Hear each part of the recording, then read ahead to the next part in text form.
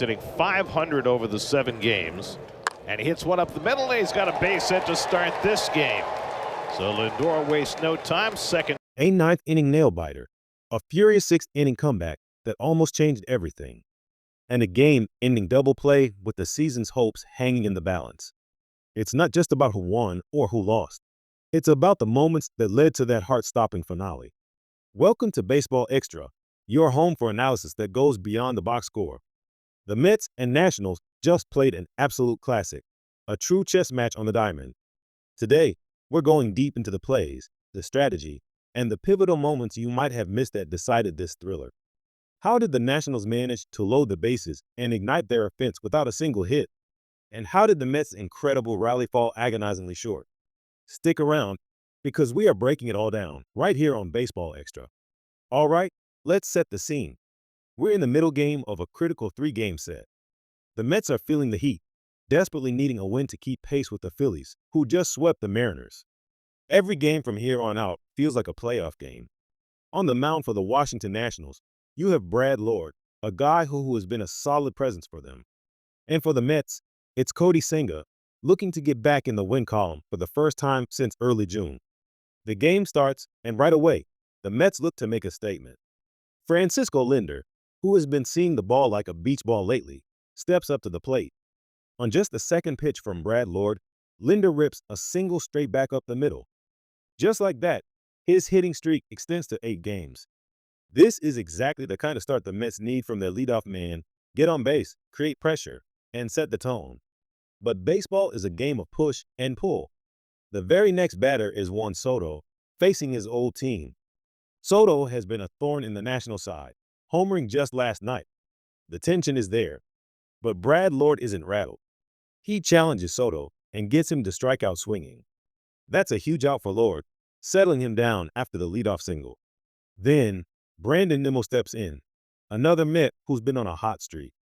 But the Nationals' infield had the perfect play dialed up. Nimmo hits a sharp grounder, and the Nats turn a slick 4-6-3 double play. Garcia to Abrams to Bell.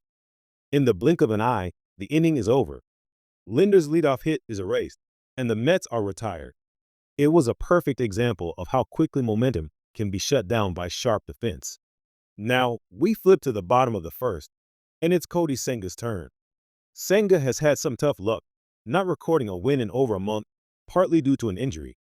But tonight, he came out firing. He faces James Wood and gets him looking at a nasty forkball for strike 3. Then he faces the powerful Josh Bell and blows a 97-mile-per-hour fastball right by him. 2 batters, 2 strikeouts. Senga looked absolutely dominant, showing everyone he was there to compete. That 1-2-3 inning was a statement. The second inning is where this game starts to get weird, and it serves as a fantastic lesson in how you can create runs without brute force. After a quiet top of the second for the Mets, where Mark Vientos did manage to hit a laser double off the wall, the Nationals came up to bat in the bottom half. And this is where our deep dive baseball analysis begins. Cody Senga is on the mound, looking sharp. But then, things unravel in the most unusual way. He starts the inning by walking Dylan Cruz. Okay, a leadoff walk isn't ideal, but it's manageable. The next batter is Drew Millis. Cruz takes off for second on the pitch, trying to manufacture a run. As the pitch comes in, Millis swings, and the catcher's glove makes contact with his bat. That's catcher's interference. It is one of the strangest plays in baseball, and you won't always see it on the standard MLB highlights. But it was a massive moment here. Instead of a potential out, Millis is awarded first base. Suddenly, the Nationals have 2 runners on with nobody out, and they still haven't recorded a single hit. The pressure is mounting on Senga. He manages to get an out, but then he issues another walk to load the bases. Think about that. The bases are loaded with Nationals, and the Mets' defense hasn't even had to field a batted ball. This is purely a result of a loss of command from Senga and a bit of bad luck with the interference. This brings up C.J. Abrams. With the infield playing in, Abrams hits a slow chopper to the right side. Pete Alonso has to charge in, but Abrams has great speed. He beats the throw to first for an infield single. It's the Nationals' first hit of the inning, and it brings home the first run of the game. Washington takes a 1-0 lead, built on walks, a rare penalty, and pure hustle. But they weren't done. The next batter, Josh Bell does his job perfectly. He lifts a fly ball to center field, deep enough for the runner on third to tag up and score easily. It's a sacrifice fly, a productive out that doubles the lead to 2-0.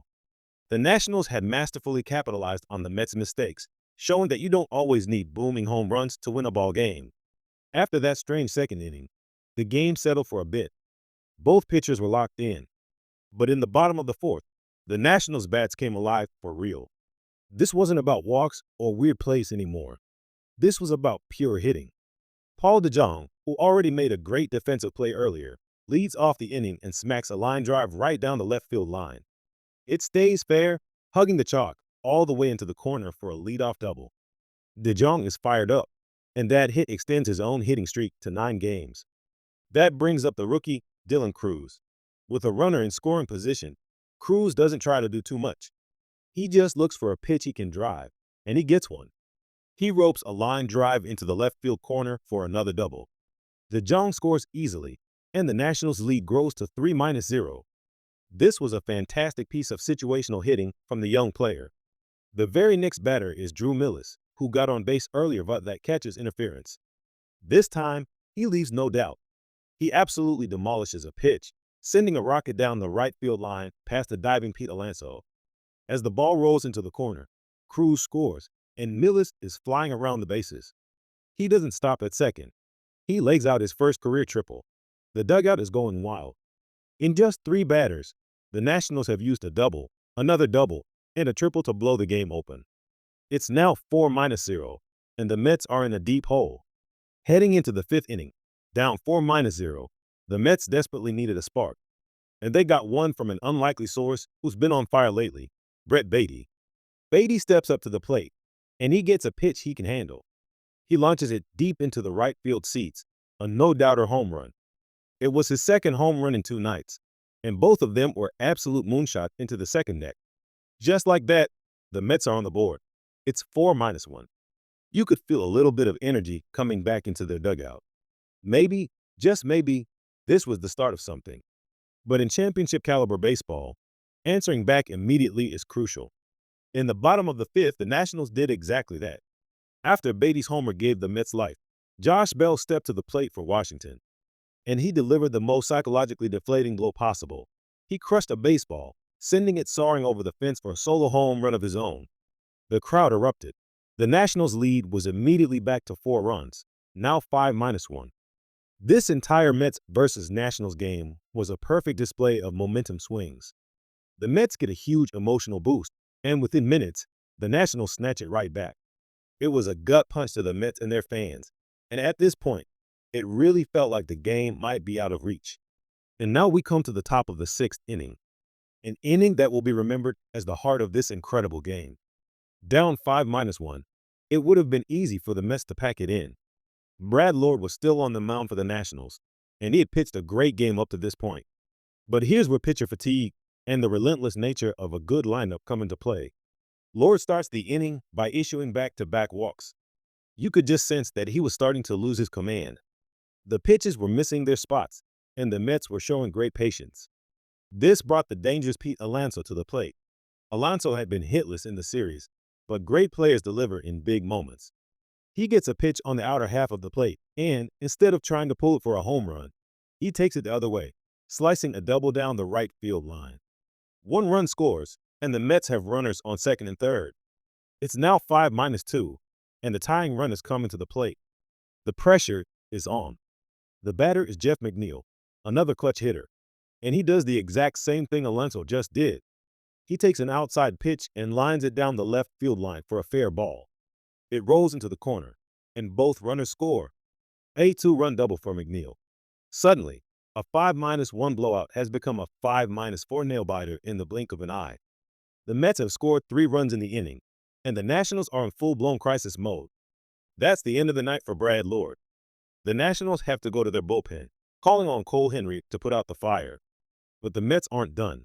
A throwing error by the Nationals' third baseman allows McNeil to advance to third. The tying run is now just 90 feet away. After another walk, the bases are loaded. The Mets, who were down and out just an inning ago, now had a chance to take the lead. The tension was unbelievable. But this is where the Nationals' bullpen buckled down. Cole Henry induced a shallow pop-up for the second out. He couldn't let the runner from third score.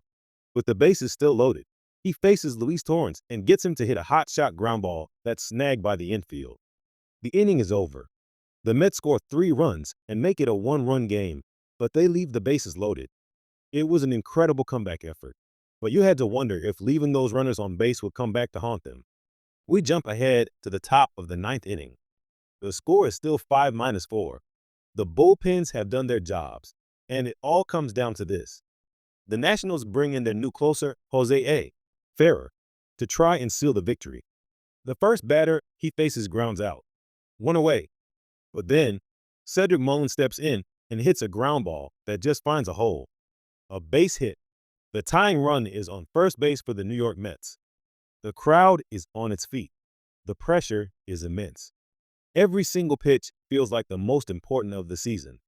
And this sets up the final, dramatic confrontation. The batter grounds into a tailor-made double play ball. The Nationals infield, which has been so sharp all night, knows exactly what to do. The throw goes to second for 1 out. The pivot and the throw to first is in time. A game-ending 4-6-3 double play. The Nationals pour out of the dugout in celebration. They held on to win a thriller. For the Mets, it's utter heartbreak. They fought all the way back from a 5-1 deficit, only to have the game end on a perfect defensive play. The call was reviewed, but the replay confirmed it. Josh Bell kept his foot on the bag. The game was over. What an incredible finish to a fantastic baseball game. It had everything. Strange plays, home runs, a massive comeback, and a picture-perfect defensive ending. This is the kind of game that reminds us why we love this sport. So, what's the takeaway from tonight? For the Nationals, it's a huge character win, bouncing back after every punch the Mets threw at them. For the Mets, it's a devastating loss. Their 6th-inning rally was a thing of beauty, a testament to their resilience, but leaving the bases loaded proved to be the difference maker. They had their chance to take the lead and couldn't cash in that final run. That's our breakdown here on Baseball Extra. What did you think was the true turning point of this game? Was it the catcher's interference in the 2nd? Or was it the Mets leaving the bases loaded in the 6th? Let me know your thoughts in the comments section below. If you enjoyed this in-depth analysis and want more content that breaks down the X's and O's of the game, do us a huge favor. Hit that like button. And be sure to subscribe to Baseball Extra so you never miss a video. Thanks for watching, and we'll see you next time.